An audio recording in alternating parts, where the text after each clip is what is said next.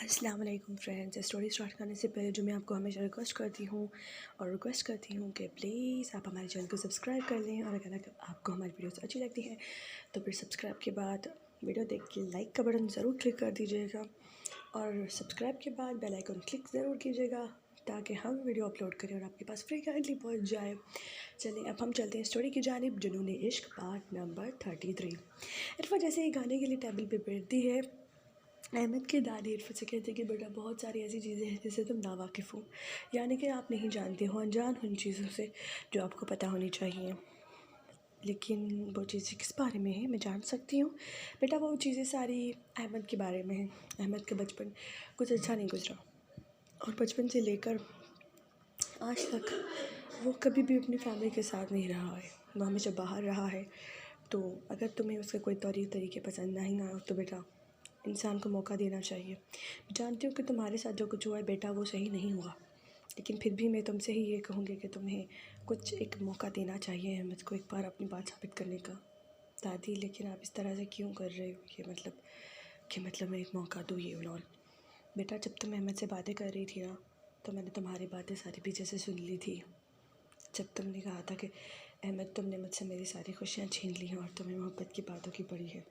बेटा अहमद जब छोटा था वो ज़िद करता था अपने अब्बू से कि उसे उसके साथ रहना था।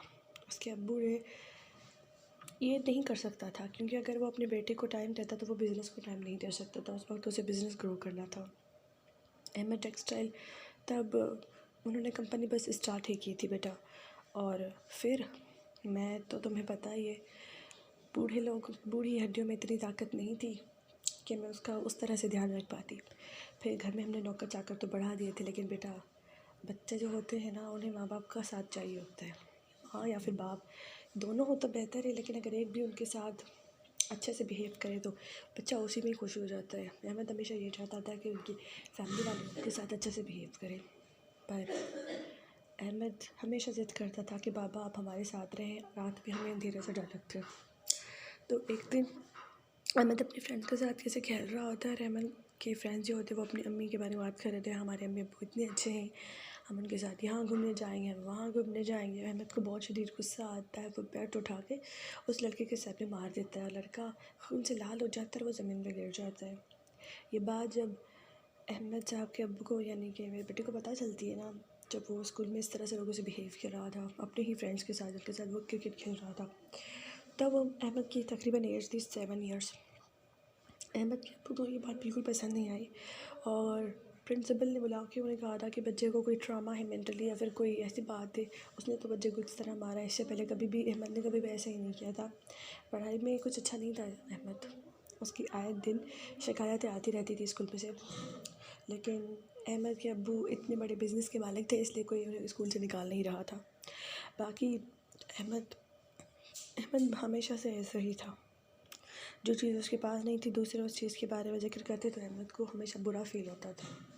और अहमद का भी कोई कसूर नहीं था, उसके पास कोई परफेक्ट फैमिली नहीं थी, और लोग उसके सामने ऐसी बातें कर रहे थे जिसकी वजह से उसे एहसास कमतरी हो रही थी। उसके बाद बेटा क्या, अहमद के अब्बू जब उसे घर ले आए, वो काफ़ी सुनते हैं बातें, और ऑफिस का भी काफ़ी स्ट्रेस होता है, तो वो आके बहुत मारते हैं उस दिन अहमद को। अपने पट्टा निकालते हैं, पट्टे से उसे मारते स्टार्ट कर देते हैं। अहमद को 1 घंटा मारने के बाद जब अहमद ज़मीन पर ऐसे पड़ जाता है तो मैं आ घर जाती हूँ, मैं कहती हूँ बेटे की जान ले लोगे क्या? एक ही तो बेटा है, अब इसको भी मार डालोगे तो मैंने अपने बोने को बचाया था। और फिर जिसने कहा था मैं इसकी शक्ल नहीं देखना चाहता, मेरे बेटे ने, मुझे इसकी शक्ल देखनी नहीं है, मुझे नफ़रत है इसकी शक्ल से। तो फिर अहमद के अब्बू ने कहा था कि वो उसे हॉस्टल में डलवा देगा और यहाँ से कहीं दूर उसे पढ़ाएगा। हम पंजाब से छोड़कर आ गए थे, कराची में अपना सारा बिज़नेस वगैरह सेटअप कर दिया था, लेकिन अहमद ने गलती की थी तो उसकी सज़ा उसे पूरी ज़िंदगी भुगतनी पड़ी। मतलब दादी, मतलब कि ये वो सारी ज़िंदगी अपने अब्बू से इसलिए नफ़रत करता था क्योंकि उसके अब्बू ने कभी भी प्यार के एक नज़र उठा के उसे नहीं देखा था, हमेशा उससे रूडनेस से बात करता था। और मैं तुमसे भी बेटा इसीलिए बोल रही हूँ कि अहमद के साथ कभी भी इस तरह से मिसबिहेव मत करना, क्योंकि फिर तुम अहमद के गुस्से को जानते नहीं हो, जो कि हमने देखा था। वो तब ऐसा था, तो अब तो पता नहीं क्या से क्या गुस्सा हो गया होगा। और फिर अहमद, हाँ, फिर उसे हॉस्पिटल में डलवा दिया था, और फिर वो वहाँ पे अपनी पढ़ाई करता था। एक बार भी अहमद का पापा उससे मिलने, अहमद के पापा ये सोचते हैं कि वो हॉस्पिटल भेज के वो उसे सुधार लेंगे, जबकि ऐसा बिल्कुल नहीं होता, वो उल्टा और ज़्यादा बिगड़ जाता है। अहमद की दादी कहती हैं कि मैं एक बार उसे मिलने गई थी, तब वो सिगरेट पी रहा था और हाथों में उसके पास शराब की बोतल थी, और मैंने उसे समझाया, बेटा तुम ये नहीं करो। तो अहमद रो के मुझे कहने लगा, दादी जब सबके अपने आते हैं ना उनसे मिलने के लिए दुख होता है। मेरे साथ जो बाकी लोग पढ़ रहे हैं ना, किसी की कोई पूरी फैमिली नहीं है, किसी की फैमिली मेम्बर्स उससे इसी तरह ट्रीट करते हैं, तो अब बुरा नहीं लगता। पता है क्यों दादी? क्योंकि अब मुझे पता चल गया कि लोग मेरे जैसे भी दुनिया में बहुत हैं, और अब मुझे मेरे डर से भी कोई फ़र्क नहीं पड़ता। अहमद धीरे धीरे अपने बाबा से बागी हो रहा था, और फिर मैंने अहमद के अब्बू को कहा था कि बेटा तुम उसे वापस बुला लो। अहमद अभी भी आना नहीं चाहता था। जैसे उसने कॉलेज ख़त्म किया अपना, तो अहमद के बाबा ने उसे कराची वापस बुला लिया था ताकि वो बिज़नेस संभाल ले। बिज़नेस वो एक आधा महीना अच्छे से संभाला बेटा, फिर तुम आ गई थी, अच्छे से बिज़नेस संभाला, और फिर अब ये हो गया। जब अहमद की सारी बातें उसकी दादी उसे बता रही होती है, इरफ़ा के पीछे अहमद खड़ा होता है। अहमद को लगता है कि इरफ़ा उसके बचपन के बारे में जान के उससे और भी ज़्यादा नफ़रत करने लगेगी। दादी आपने ये क्या किया? मैं जिसको अपने करीब करना चाहता था, आपने उसे मेरे अतीत के बारे में सब बता के, मेरे पास्ट के बारे में मुझे खुद से उससे मुझसे दूर करवा दिया। वैसे मेरे पास पूरी फैमिली नहीं है, बाबा तो वैसे ही मुझसे दूर है, और आप चाहती हैं कि ये मुझसे दूर चली जाए। मैंने पूरी ज़िंदगी अपने बाबा के प्यार के लिए तरसा हूँ, लेकिन अगर मुझे इरफ़ा से भी मोहब्बत नहीं मिली ना आप लोगों की वजह से, मैं क्या करूँगा, किसके साथ क्या करूँगा, मैं खुद नहीं जानता। तो बेहतर यही रहेगा आप लोग इरफ़ा से दूर रहें। अहमद अपने एटीट्यूड से ये सारी चीज़ें बोलता हुआ इरफ़ा को वहाँ से ले जाता है। इरफ़ा अहमद को देखती रह जाती है जब वो उसका हाथ पकड़ के वहाँ से उसे ले जा रहा होता है। दादी को डर होता है कि अभी अहमद उसके साथ कुछ मिसबिहेव ना कर ले। अहमद उसका हाथ पकड़ के गाड़ी का दरवाज़ा खोल के उसे बैठने के लिए कहता है, पर इरफ़ा उसके मुँह चेहरे को देखती रहती है टिकटिकी बांध के। उसे यकीन नहीं आ रहा था कि अहमद अजीब बिहेव क्यों कर रहा है, पर वो अहमद मैं चुपचाप गाड़ी में बैठ जाओ इरफ़ा, पर मैं कोई सवाल नहीं, कोई जवाब नहीं, जो बोल रहा हूँ वही करो। इरफ़ा वहाँ बैठ जाती है, और फिर इरफ़ा अपने आप को देखती है तो उसने वो घर वाला कोट नहीं पहना हुआ होता है। अहमद मुझे तुमसे कुछ कहना था। हाँ, क्या कहना चाहती हो? तुम पहले गाड़ी में आओ, फिर मेरी बात सुनो। फिर अहमद गाड़ी में आके बैठ जाता है और फिर गाड़ी के दरवाज़ों को लॉक कर देता है। अहमद ये क्या बदतमीज़ी थी, क्योंकि मैंने दरवाज़ा लॉक कर दिया है। अजीम इंसान बोलो तुम्हें, या दुनिया के बेवकूफ़ तरीन। मेरा दुपट्टा गाड़ी के दरवाजे में फंस गया है और तुम गाड़ी का दरवाज़ा खोलने नहीं दे रहे हो मुझे। ओह सॉरी, मैं अनलॉक कर देता हूँ, निकाल देता हूँ तुम्हारा, तुम बस अनलॉक कर दो, दुपट्टा मैं खुद निकाल दूँगी। ओह आई एम रियली सॉरी, वो थोड़ा ज़्यादा ही जज्बाती हो गया ना मैं इरफ़ा। हाँ, अब मेरी बात सुनना प्रेफर करेंगे? जी, एक बार गौर से देखिए मुझे। इरफ़ा तुम चाह रही, मैं तुम्हें गौर से देखूँ?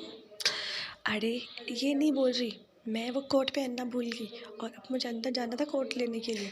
कोई ज़रूरत नहीं है, तो मैं ऐसे जाऊँगी, अच्छा लगेगा। मुझे तो कंफर्टेबल फील नहीं हो रहा।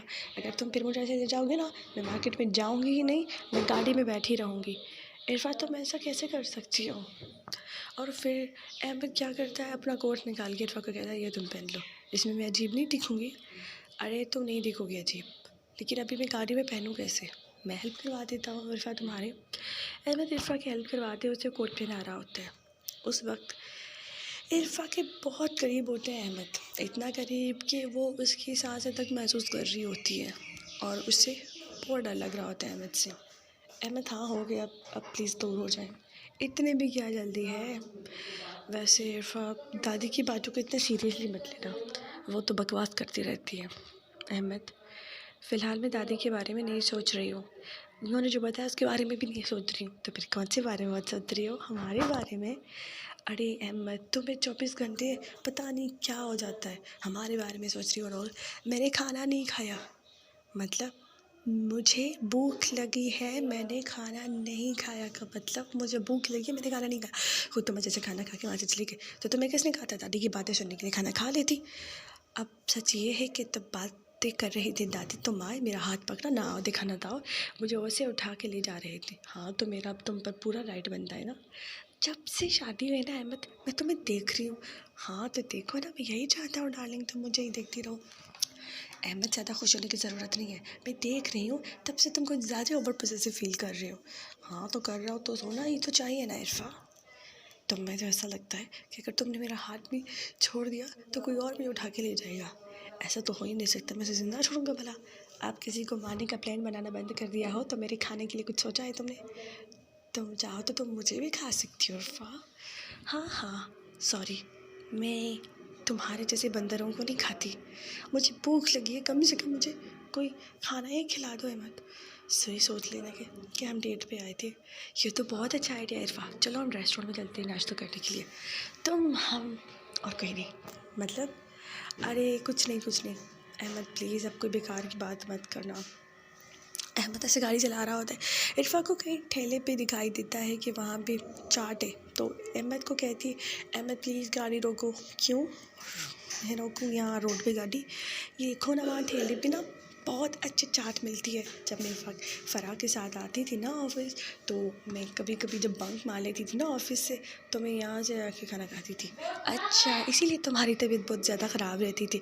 देखो इरफा, या स्ट्रीट पे जो चीज़ें मिलती है ना, मैं जानता हूँ वो बहुत चटपटी और अच्छी दिखती है, लेकिन उसके खाने के बाद तुम्हें स्टमक इश्यूज़ हो जाएंगे, तबीयत ख़राब हो जाएगी तुम्हारी। इरफा तुम्हें अपना ख्याल तो है नहीं, कम से कम मेरा ख्याल ही कर लो। तुम्हें पहुँचेगी तकलीफ़ तो कितना अच्छा लगेगा ना मुझे। अहमद हाउ मी, मुझे तकलीफ़ पहुँचेगी तो तुम्हें अच्छा लगेगा? मैं तो जा रही हूँ खाने के लिए। मैं जब गाड़ी का दरवाज़ा ही नहीं खोलूँगा तो तुम जाओगी कैसे? एक और मसला है अहमद।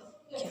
कपड़े का कोई मसला है? नहीं अहमद, मसला ये है कि मेरे पास पैसे नहीं है, मैं कैसे खिला सकती हूँ। ओह माय गॉश, तुम अहमद टेक्सटाइल के मालिक से शादी करके भी तुम्हारे पास कुछ नहीं है? अच्छा मुझे यही चाहत खानी है अहमद, बाकी बातें हम बाद में कर लेंगे प्लीज़, मुझे बहुत शदीद भूख लगी है। अच्छा तो फिर क्या क्या चाहिए? मुझे ना पहले चाट चाहिए, चाट के बाद ना तुम एक काम करना, यहाँ पे बिरयानी भी मिलती है वो ले आना, और उसके बाद चाय के साथ या तो डबल रोटी ले आना, या फिर क्या, या फिर चाय के साथ बिस्किट ले आना, वो खा लूँगी। इतना सब कुछ हम दोनों खाएंगे ना इरफा? नहीं, ये सब कुछ मेरे अकेले के लिए, और अगर तुम्हें कुछ खाना हो तो तुम अपना अलग से मंगवा सकती हो। हाँ मीन इरफा, इतना कुछ खा जाओगे, कितनी भुक्खड़ हो तुम, और मुझे खाने नहीं दोगी? चलो वो तो बाद में देखी जाएगी ना, पहले जाओ ना प्लीज़, मुझे भूख लगी है। तो तुम गाड़ी में रहोगी? हाँ मैं रह लूँगी गाड़ी में, तुम्हें कोई मसला नहीं होगा? नहीं होता मुझे कोई मसला। डर नहीं लगता तुम्हें? नहीं लगता मुझे डर। तुमने ही तो कहा था तुम मेरे साथ हो, तो फिर मैं क्यों डरूँ? अच्छा मतलब तुम्हें मुझ पर यकीन है इरफा? हाँ है। अब जाओगे खाने के लिए प्लीज़? इतनी इतनी रिक्वेस्ट तो मैंने कभी किसी को भी नहीं की थी। मैंने तो इतनी रिक्वेस्ट नुमान को भी, नुमान का नाम आइंदा अपनी इस प्यारे खूबसूरत चेहरे के इस प्यारे होठों से कभी मत निकाला नुमान का नाम, वरना उसे तो बाद में मारूंगा, पहले तुम्हारी ज़ुबान खींच लूँगा। तो मैं तो चाहिए ये कि बातें बनाऊँ ताकि वो चाट ख़त्म हो जाए। देखो एक बार मैं चाट खा लूँ, खाना खा लूँ, उसके बाद जितनी मेरे पास एनर्जी होगी ना, सारी एनर्जी तुम्हारे से लड़ने में निकाल लूँगी मैं। फिर तो बहुत अच्छी बात है ना? तुम चाहते हो मैं तुमसे लड़ूँ? देखो हम लड़ेंगे, हम एक दूसरे से गुस्सा करेंगे, फिर हम एक दूसरे को मनाने की कोशिश करेंगे, फिर हम उसके लिए बस अपनी रेल की सवारी यहीं रोक दो, वरना मैं भूख से निढाल कहीं ऊपर ही ना पहुंच जाऊँ, ऊपर आसमान में। बस करो मजाक, तुम मेरे लिए नहीं ला रहे हो ना खाना? ठीक है मत लाओ खाना, मैं नहीं जा रही अपने घर। जो चीज़ जैसी है ना वैसे रहने देते, मैं यहाँ से कहीं नहीं जाऊँगी। अरे तुम कितना जल्दी गुस्सा कर जाते हो, मैं तो मजाक कर रहा था, अभी भी ला रहा हूँ ठीक है? और डरना मत, मैं अभी गया था अभी आया, ठीक है? मैं वेट करती हूँ।